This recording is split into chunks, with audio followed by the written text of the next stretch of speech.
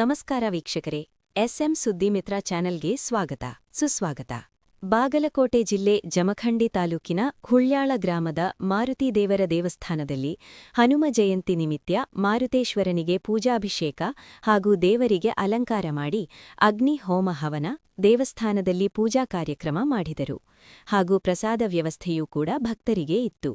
ದೇವಸ್ಥಾನದ ಅರ್ಚಕರಾದ ಪ್ರಭುದೇವ್ ಹೂಗಾರ್, ಮಹದೇವಪ್ಪ ಹೂಗಾರ್, ಪವನ್ ಹೂಗಾರ್, ಪಿಎಂ ಜುಲಪ್ಪಿ ವಕೀಲರು, ರಾಮಣ್ಣ ಮಂಡಾಗಣಿ, ಚಿಕ್ಕಯ್ಯ ಮಠಪತಿ, ಬಸವರಾಜ್ ಕೊಳರು, ದಯಾನಂದ ನ್ಯಾರುಶೇನಿ, ಮಲ್ಲೇಶಪ್ಪ ಗದ್ಯಪ್ಪನವರ, ಬಸವರಾಜ್ ಕತ್ತೇವಾಡಿ, ಮಲ್ಲಿಕಾರ್ಜುನ್ ಮಿಷನವರ, ಪರಪ್ಪ ಬಾಡ್ನವರು, ರಾಮಣ್ಣ ಚಂದ್ರಗಿ, ಲಕ್ಕಪ್ಪ ಕಲ್ಲೋಳಿ ಗ್ರಾಮದ ಅನೇಕ ಗುರುಹಿರಿಯರು, ಮಹಿಳೆಯರು, ತಾಯಂದರು, ಯುವಕ ಮಿತ್ರರು ಎಲ್ಲರೂ ಭಾಗವಹಿಸಿ ಹನುಮ ಜಯಂತಿಯನ್ನು ಅದ್ಧೂರಿಯ Shri Basaveshwara urban operative credit society ನಿಯಮಿತ್ ಗಲಗಲಿ ಅಧ್ಯಕ್ಷರು ನಿಂಗಪ್ಪ ಎಸ್ ಗೋಳಿಪಲ್ಲೆ ಹಾಗೂ ಎಚ್ವೈ ಜರಾಳೆ ಸರ್ ಭಾಗವಹಿಸಿ ಹುಲ್ಯಾಳದ ಮಾರುತಿ ದೇವರ ಬಗ್ಗೆ ಮಾತನಾಡಿದರು.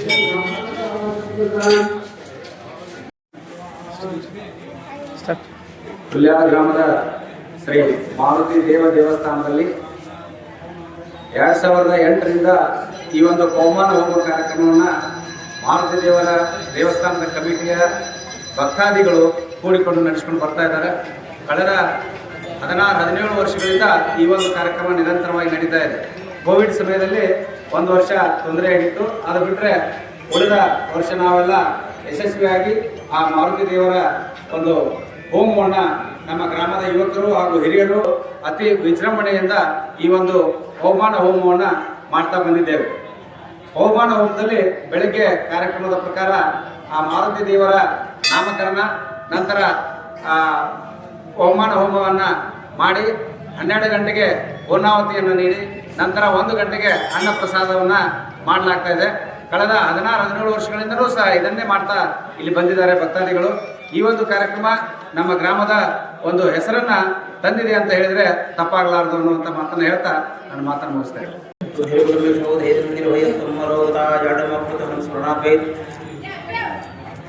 ಯಾವ ಎಲ್ಲ ಭಕ್ತಾದಿಗಳಲ್ಲಿ ಶ್ರೀ ಮಾರುತಿಯವರ ಆಶೀರ್ವಾದವನ್ನು ತಿಳಿಸ್ತಾ, ನಾನು ಪ್ರಭುದೇವ ಮಾರುತಿ ಹೂಗಾರ್, ಈ ಹುಲ್ಯಾಳದ ಮಾರುತಿ ದೇವರ ಅರ್ಚಕರಾಗಿದ್ದು ನಮ್ಮೂರಿನ ಎಲ್ಲ ಹಿರಿಯರು, ಸುತ್ತಮುತ್ತಲಿನ ಗ್ರಾಮದ ಎಲ್ಲ ಭಕ್ತಾದಿಗಳು ಪ್ರತಿ ವರ್ಷದಂತೆ ಈ ವರ್ಷವೂ ಕೂಡ 16 ವರ್ಷಗಳ ಪರ್ಯಂತ ಪ್ರತಿ ವರ್ಷ ಪವಮಾನ ಹೋಮ ಮತ್ತು ರಾಮನವಮಿಯಿಂದ ಹನುಮ ಜಯಂತಿಯವರೆಗೆ ರಾಮನ ನಾಮಸ್ಮರಣೆ ಮತ್ತು ಹನುಮಂತನ ವಿಶೇಷವಾಗಿರ್ತಕ್ಕಂಥ ಶಕ್ತಿ ಅವ್ರನ್ನ ಮಾಡ್ತಾ ಎಲ್ಲ ಭಕ್ತಾದಿಗಳು ಮಹಾಸ್ವಾಮಿಗಳ 2ನೇ ಶಿಷ್ಯರಾಗಿರ್ತಕ್ಕಂಥ ವಿದ್ಯಾಮಣ ಶಿವಾಚಾರ್ಯ ಮಹಾಸ್ವಾಮಿಗಳ ಮುಖಾಂತರ ಪ್ರಾರಂಭವಾಗಿರ್ತಕ್ಕಂಥ ಈ ಪವಮಾನ ಹೋಮ ನಮ್ಮ ಈ ಮಾರುತಿ ದೇವರ ಪ್ರತಿಷ್ಠಾಪನೆ ಮಾಡಿರ್ತಕ್ಕಂಥ ಅರಳಿಕಟ್ಟಿ ಆಚಾರ ಅವರೇ ಚಿರಂಜೀವಿಯಾಗಿರ್ತಕ್ಕಂಥ ಗೋಪಾಲಾಚಾರ ಅರಳಿಕಟ್ಟಿ ಜಮಖಂಡಿ ಋಗ್ವೇದಿಗಳು ಅವರು ಸಹಿತ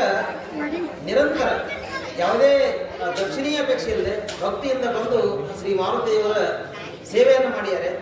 ನಮ್ಮೂರು ಭಯಂಕರ ನೀರಿನ ಸಮಸ್ಯೆ ಇರೋದ್ರಿಂದ ಕಷ್ಟ ಇದ್ರೂ ಸಹಿತ ಅವರಿವರೆಲ್ಲ ಹಾಕಿ ಕಷ್ಟಪಟ್ಟು ಏನೋ ಮಾಡ್ತೀವಿ, ನೀವು ಅಡ್ಡಿ ಇಲ್ಲ ಮಾಡ್ತಾ ಹೋಗ್ರಿ ಅಂತ ಹೇಳುವಂಥ ಆಶೀರ್ವಾದ ಗೋಪಾಲಾಚಾರ ಅರಳಿಕಟ್ಟಿ ಅವ್ರದ್ದು ನಮ್ಮ ಊರ ಮೇಲೆ ಇದೆ. ಹೀಗಾಗಿ ವಿಶೇಷವಾಗಿರ್ತಕ್ಕಂಥ ಕಾರ್ಯಗಳನ್ನು ನಡೆಯಬೇಕಾದ್ರೆ ಎಲ್ಲರೂ ಸಂಕಲ್ಪ ಮತ್ತು ಭಗವಂತನ ಸಂಕಲ್ಪ ಇರೋದ್ರಿಂದ ನಡೀತಾ ಇದೆ. ಎಲ್ಲ ಭಕ್ತಾದಿಗಳು ದೇವರ ಕೃಪೆಗೆ ಮಾತ್ರ ಆಗಬೇಕು ಅಂತ ಹೇಳಿ ನಾನೆಲ್ಲ ಮಾತು ಮುಗಿಸ್ತೀನಿ. ನಮಸ್ಕಾರ. ಮಾರುತಿ ದೇವರ ಪಾದಗಳಲ್ಲಿ ನಮಸ್ಕರಿಸಿ, ಅದೇ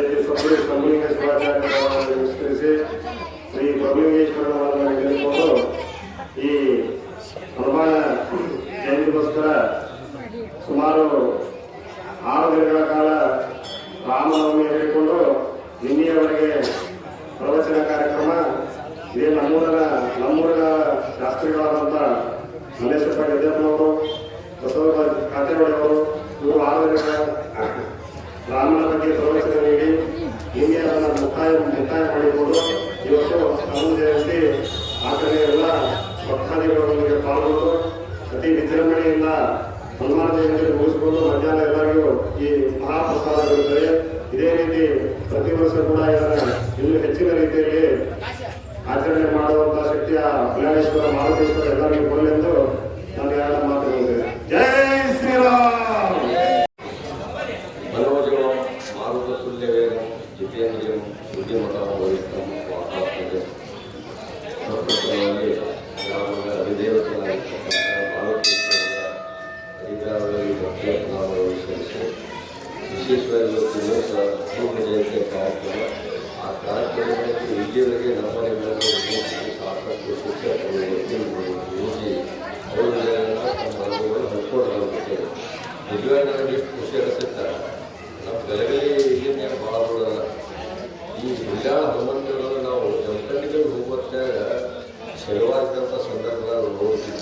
ಶ್ರೀ ಜಮಖಂಡಿನ ಶ್ರಾವಣದಾಗ ಒಂದು ವಿಶೇಷ ಕಾರ್ಯಕ್ರಮ ಈ ದೇವರ ಆಶೀರ್ವಾದ ಕಳೆದು 45 ಸಾಕಷ್ಟು ಸಲ ಬಂದಿದೆ. ಈಗಾಗಲೇ ಶಿಕ್ಷಕ ಹೇಳಿದಾಗ ಈ ಊರ ವಿಶೇಷವಾಗಿ ಜೋಡ ಹನುಮಂತರಿಗೆ ನಾವೆಲ್ಲೂ ಹೋಗಾಕ ಸಾಗಿಲ್ಲ. ಅದು ಹುಲ್ಯಾಳ ಗ್ರಾಮ ಹುಲ್ಯಾಳ ಗ್ರಾಮ ಭಾವಿಸ್ತೀವಿ. ಯಾಕಂತಂದ್ರೆ ಹನುಮಂತರು ಭಾಳ ಶಕ್ತಿ ದೇವರು, ಅದಕ್ಕೆ ಹೇಳಕ್ಕೆ ಶಬ್ದನೇ ಇಲ್ಲ. ಯಾಕಂದ್ರೆ ನೀವೆಲ್ಲ ನಿರಂತರ 18 ವರ್ಷ 16 ವರ್ಷಗಳವರೆಗೆ ಪ್ರತಿ ವರ್ಷ ರಾಮನವಮಿಯಿಂದ ಹನುಮ ಜಯಂತಿಯನ್ನು ಎಷ್ಟು ವಿನಮ್ರವಾಗಿ ಆಚರಿಸ್ತಿದ್ದಲ್ಲ. ಹುಲ್ಯಾಳ ಮತ್ತು ಭಕ್ತರು ಎಲ್ಲರೂ ಸೇರಿಲ್ಲ. ಯಾರಿಗಾದ್ರೂ ಅರ್ಹತೆ ಇರ್ತೈತಿ ಆ ಭಗವಂತ ಕಳ್ಕೊಂಡು ಉದಾಹರಣೆ ಆಧಾರದ ತಪ್ಪ ಆಗ್ತೀನಿ. ನಿನ್ನೆ ರಾತ್ರಿ 10 ಗಂಟೆಗೆ ಮುಂಚಿನ ಫೋನ್ ಮಾಡೋದು, ಇಲ್ಲಿ ಬಹುಮಾನ ಹೋಗೋದು ನಾವು ಮಾಡಕತ್ತೀವಿ ಮತ್ತು ಬರೀ ಅಲ್ಲಿ ಕಾರ್ಯಕ್ರಮ ಪಾಲ್ಗೊಳ್ತಿರುವಂಥ ಎಷ್ಟೋ ಮಾರ್ಕ್ಸ್ ಕೆಲಸಗಳನ್ನು ಬರಿಬೇಕು. ಯಾಕಂದರೆ ಸಾಕಷ್ಟು ಕೆಲಸಿದ್ರು. ಹನುಮಂತ ದೇವರ ಪರಮ ಭಕ್ತರು ನಮ್ಮ ಗಲಗಲಿಯೊಳ ಹನುಮಂತ ಗುಡಿ ಹೇಳ್ತಾರೆ. ನಿರಂತರ 30-35 ವರ್ಷಗಳಿಂದ ನಮ್ಮ ಶ್ರೀ ಲಿಂಗೇಶ್ವರ ಸಂಸ್ಥಾನದ ನಿವೇಕ ನಾಗಕೃಷ್ಣಪ್ಪವರು ಪರಮ ಗುರುಗಳು ಹೇಳ್ತಾರೆ. ಹನುಮಂತರು ಭಾಳ ಶಕ್ತಿವಂತ ದೇವರನ್ನು ಅವ್ರು ಹೇಳ್ಕೊಂಡು ಹೇಳ್ತಾರೆ.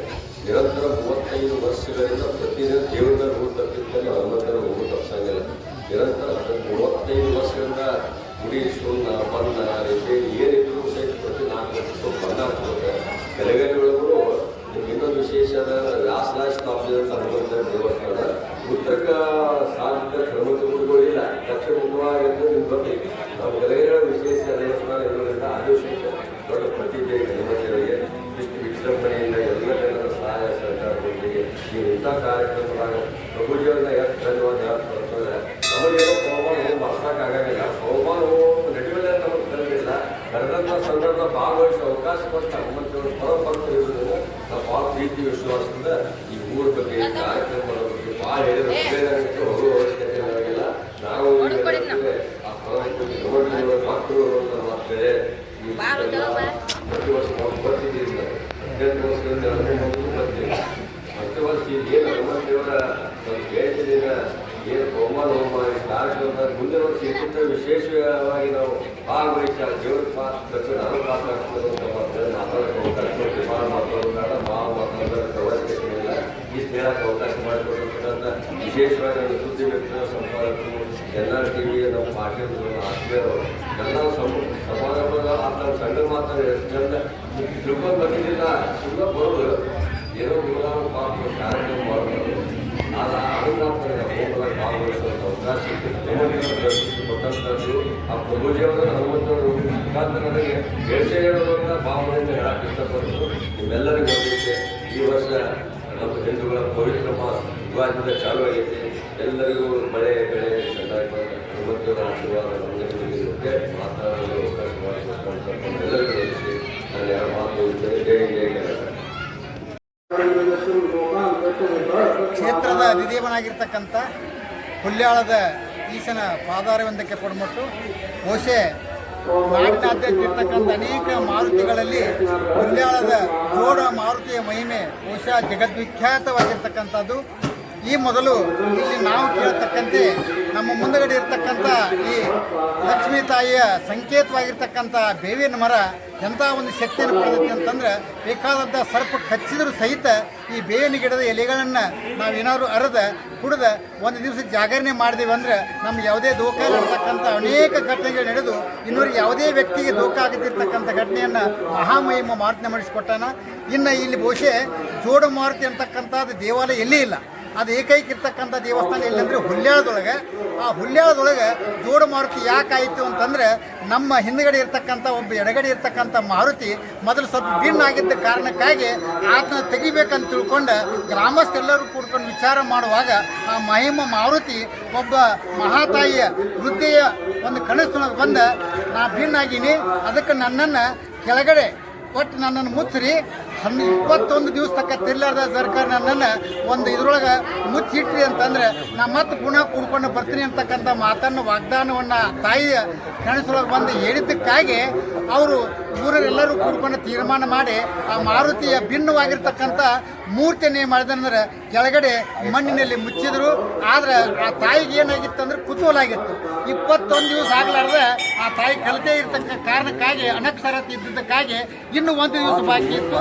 20ನೇ ದಿವಸಕ್ಕೆ ತೆಗೆದಕ್ಕಾಗಿ ಆ ಮಾರುತಿಯ ಒಂದು ಬರಳ ಮಾತ್ರ ಕೂಡಲಿಲ್ಲ. ಎಲ್ಲ ಮೂರ್ತಿ ಏನಾಗಿತ್ತಂದ್ರೆ ಕೂಡಿತ್ತು, ಒಂದು ದಿವಸ ಕಡಿಮೆ ಇದ್ದಕ್ಕಾಗಿ ಆ ಮಾರುತಿ ಒಂದು ಬರಳ ಮಾತ್ರ ಕೂಡಿರಲಿಲ್ಲ. ಅವಾಗ ಏನು ಮಾಡಿದ್ರೆ ಹಿರಿಯರು ಇದು ಹೆಂಗೂ ಭಿನ್ನ ಆಗೈತೆ ಅಂತ ತಿಳ್ಕೊಂಡು ವಿಚಾರ ಮಾಡಿ ಅವ್ರು ಏನು ಮಾಡಿದ್ರು ಅಂದರೆ ಬೇರೆ ಮಾರುತಿಯನ್ನು ತಂದು ಕೂಡಿಸ್ಬೇಕಂತ ತಿಳ್ಕೊಂಡು ಇವರೆಲ್ಲ ಹಿರಿಯರು ಕೂಡ್ಕೊಂಡು ಮಾಡಿದರು. ಆದರೆ ಅವಾಗ ಬೇರೆ ಹೊಸ ಮೂರ್ತಿಯನ್ನು ಮಾಡಿ ಕುಂದಿರಿಸಿದಾಗ ಈ ಮಾರುತಿಯನ್ನು ಎಡಗಡೆ ಕುಂದಿರಿಸ್ಬೇಕಂತಂದ್ರು. ಅವಾಗ ಊರಿನವ್ರಿಗೆ ಏನು ಗೊತ್ತಾತಂದ್ರೆ ಆ ಮಾರುತಿ ಒಳಗಡೆ ಹೋಗಲಿಲ್ಲ. ಎಲ್ಲರಿಗೂ ಆಶ್ಚರ್ಯ ಆಯಿತು, ಯಾಕೆ ಹೋಗಲ್ಲ ಮಾರುತಿ ಅಂದುಕೂಲೇನು ಈ ಮಾರುತಿಯನ್ನು ಸಹಿತ ಮೊದಲೇಕಿರ್ತಕ್ಕಂಥ ಸಶಕ್ತ ಮಾರುತಿಯನ್ನು ಮಹಾಮಹಿಮನ ನಿಯಮವನ್ನು ಅಂದರೆ ಇಲ್ಲೇ ತೋಡಿಸನು ನಮ್ಮ ಊರೊಳಗೆ ಒಂದೊಂದು ಪ್ರತೀತಿ ಆಗಲಿ ಜೋಡ ಮಾರುತಿ ಇರಲಿ ಅಂತ ತಿಳ್ಕೊಂಡಿದ್ದಾರೆ. ಹುಲ್ಯಾಳದೊಳಗೆ ಇಲ್ಲಿವರೆಗೆ ಆ ಜೋಡ ಮೂರ್ತಿಗೆ ಏನು ಮಾಡ್ತಾರೆ ಅಂದರೆ ಪೂಜೆಯನ್ನು ಸಲ್ಲಿಸ್ತಾರೆ. ಆಮೇಲೆ ಇಷ್ಟಾರ್ಥ ಹೆಂಗೈತೆ ಅಂದರೆ ಬೇಡದವರಿಗೆ ಬೇಡದನ್ನು ಕೊಡ್ತಕ್ಕಂಥ ಇಷ್ಟಾರ್ಥ ದೇವ ಯಾರಾದರೂ ಇದ್ದ ಅಂದರೆ ತ್ರೇತಾಯುಗದಲ್ಲಿ ರಾಮನ ಪರಮಭಕ್ತ ದಾಸ್ಯ ಭಕ್ತಿಗೆ ಅತಿ ಪ್ರತೀಕವಾಗಿರ್ತಕ್ಕಂಥ ಆ ಮಾರುತಿಯ ಮಹಿಮೆಯನ್ನು ನಾವೆಲ್ಲರೂ ಕೂಡ ಕೊಂಡಾಡಿದೀವಿ ಅಂದರೆ ಆದ್ಮೇಲೆ ಬಂದು ತಲೆ ಬಾಗಿದೀವಿ ಅಂದರೆ ನಮಗೆ ಬೇಡಿದ್ದನ್ನು ಕೊಡ್ತಕ್ಕಂಥ ಮಹಾಮಹಿಮ ಮಾರುತಿಯ ಸೇವೆಯನ್ನು ಮಾಡೋದಕ್ಕಾಗಿ ಪ್ರತಿ ವರ್ಷ ಈ 16 ವರ್ಷದವರೆಗೆ ಪವನ ಹೋಮವನ್ನು ಮಾಡುತ್ತಾ ಪ್ರಸಾದವನ್ನು ಮಾಡುತ್ತಾ ಬಂದ ಭಕ್ತರಿಗೆಲ್ಲರಿಗೂ ಕೂಡ ಅಭಯವನ್ನು ನೀಡತಕ್ಕಂಥ ಮಾರುತಿಯ ಮಹಿಮೆಯನ್ನು ನಾವು ಎಲ್ಲೆಡೆ ನೋಡಬೇಕಾಗಿತ್ತಂದ್ರೆ ಈ ಹುಲ್ಯಾಳದ ಕ್ಷೇತ್ರಕ್ಕೆ ಬಂದೀವಂದ್ರೆ ಆತನ ದರ್ಶನವನ್ನು ಪಡೆದೀವಂದ್ರೆ ನಮ್ಮ ಜೀವನ ಧನ್ಯ ಆಕತ್ತೆ ಅಂತಕ್ಕಂಥ ಮಾತನ್ನು ಹೇಳ್ತಾ ಇದ್ದಾರೆ. ಅವಕಾಶ ಮಾಡಿಕೊಟ್ಟ NR TV ಹಾಗೂ ಸುದ್ದಿ ಮಿತ್ರರ ಎಲ್ಲ ನನ್ನ ಸನ್ಮಿತ್ರರಿಗೆ ಹಾಗೂ ಬಹುಶಃ ಈ ಸುದ್ದಿ ಮಿತ್ರರು ಹುಲ್ಯಾಳ ಗ್ರಾಮದ ಎಲ್ಲ ಸದ್ಭಕ್ತರಿಗೆ ಹಿರಿಯರಿಗೆ ಹಾಗೂ ಅರ್ಚಕರಾಗಿರ್ತಕ್ಕಂಥ ಪ್ರಭು ಅವರಿಗೆ ಹಾಗೂ ನಮ್ಮ ಬಹುಶಃ ನಮ್ಮ ಎಲ್ಲ ಸುದ್ದಿಗಳನ್ನು ನಾಡೆಲ್ಲೆಡೆ ಪ್ರಸರಿಸ್ತಕ್ಕಂಥ ನಮ್ಮ ಪಾಟೀಲರಿಗೆ ಆಮೇಲೆ ಮಠಪತಿಯವರಿಗೂ ಕೂಡ ನನ್ನ ವಂದನೆಗಳನ್ನು ಸಲ್ಲಿಸ್ತಾ ನಾನು 2 ಮಾತುಗಳು ಮುಗಿಸ್ತಾ ಇದ್ದೀನಿ.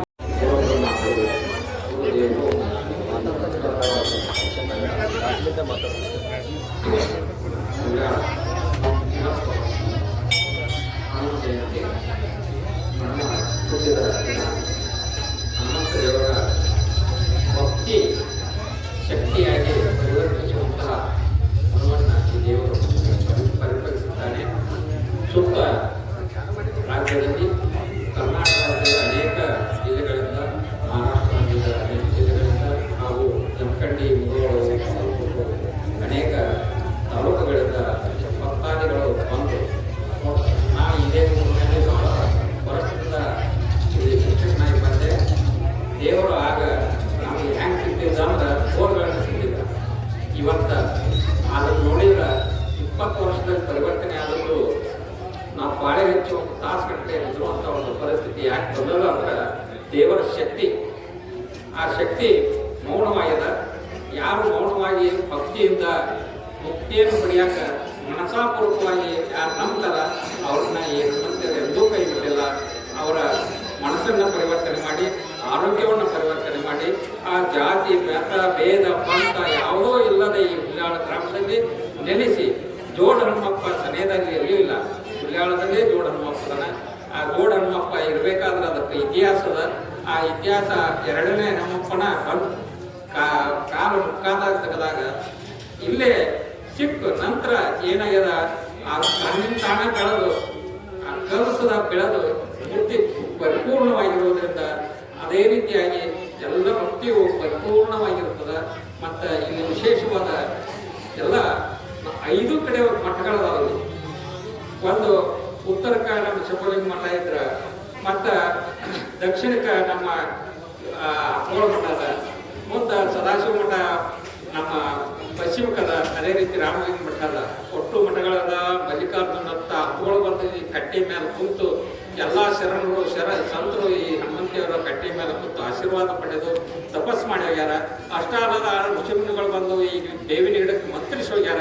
ಇವತ್ತಾದರೂ ಸತ್ಗಳು ಮುಚ್ಚ ಆ ವಿಶ್ವಾಸದಿಂದ ನಾವು ಇಲ್ಲೇ ದನಕರಗಳಾಗಲಿ ನಾವಾಗಲಿ ಬಂದು ಆ ಔಷಧ ರೂಪದಲ್ಲಿ ಸೇವಿಸಿ ಆ ಔಷಧ ರೂಪದಿಂದ ಎಂದೇ ಯಾರು ಪುಣ್ಯಾತ್ಮ ಮಣಿಸುವ ಋಷಿಗಳನ್ನು ಇಲ್ಲಿ ಮಂತ್ರಿಸಿ ಹೋಗ್ಯಾರ ಏನೋ. ಇಂದಿನವರೆಗೂ ಸಹ ಅದು ಹಾಗೆ ಅದ. ಯಾಕಂದ್ರೆ ಅವನು ಹನುಮಂತೇವರ ಎದುರಿಗಿರುವಂಥ ಈ ಗಿಡಗಳು ಅಷ್ಟು ಪವಿತ್ರವಾಗಿವ.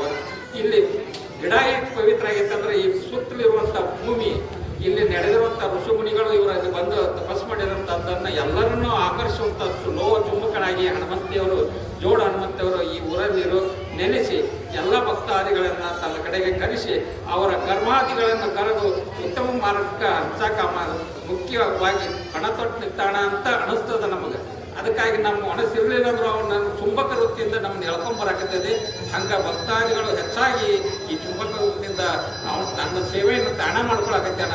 ಯಾರು ನಾವು ಸೇವೆಯನ್ನು ಮಾಡ್ತೀವನ್ನುವಂಥ ಮನೋಭಾವ ಇಲ್ಲದೆ ಆ ರೂಪದಲ್ಲಿ ಅವನ ಸೇವೆಯನ್ನು ಮಾಡಿಸ್ಕೊಂಡು ತನ್ನ ವೈಭವವನ್ನು ನಮಗೆ ಪ್ರಕಟ ಮಾಡಿ ನಮ್ಮ ಮನಸ್ಸನ್ನು ಆನಂದಗೊಳಿಸುವಂಥ ದೇವರು ಈ ಮಾರುತೇಶ್ವರ ದಾನ. ಇವನ ಓಕಳಾಗಲಿ ಇವನ ಹಬ್ಬಗಳಾಗಲಿ ಎಲ್ಲವೂ ಇಲ್ಲಿ ಜಾತ್ಯತೀತವಾಗಿ ನಡೆದು ಎಲ್ಲರ ಮನಸ್ಸು ಪ್ರಸನ್ನ ಮಾಡುವಂಥ ಶಕ್ತಿ ಆ ದೇವರು ನಮ್ಮೆಲ್ಲರೂ ಕೊಟ್ಟಾನ. ಆ ರೂಪದಲ್ಲಿ ಎಲ್ಲರೂ ನಾವು ಇಲ್ಲಿ ಒಕ್ಕಟ್ಟಾಗಿ ನಾವು ರಕ್ತ ಭೂಮಿ ಹೇಗೆ ಒಂದೇ ನೀರು ಕುಡಿಯೋ ನೀರು ಹೇಗೆ ಗಾಳಿ ಒಂದೇ ರೂಪದಲ್ಲಿದೆ, ನಾವೆಲ್ಲ ಜನಾಂಗದವರು ಒಂದೇ ರೀತಿಯಾಗಿ ಭಕ್ತಿ ಮಾಡಿ ನಾವು ಮುಕ್ತಿ ಹೊಂದೋಣ ಅಂತ ಹೇಳಿ 2 ಮಾತುಗಳಿಗೆ ವಿರಾಮ ಹೇಳ್ತೀನಿ. ಜೈ ಬಸವೇಶ್ವರ.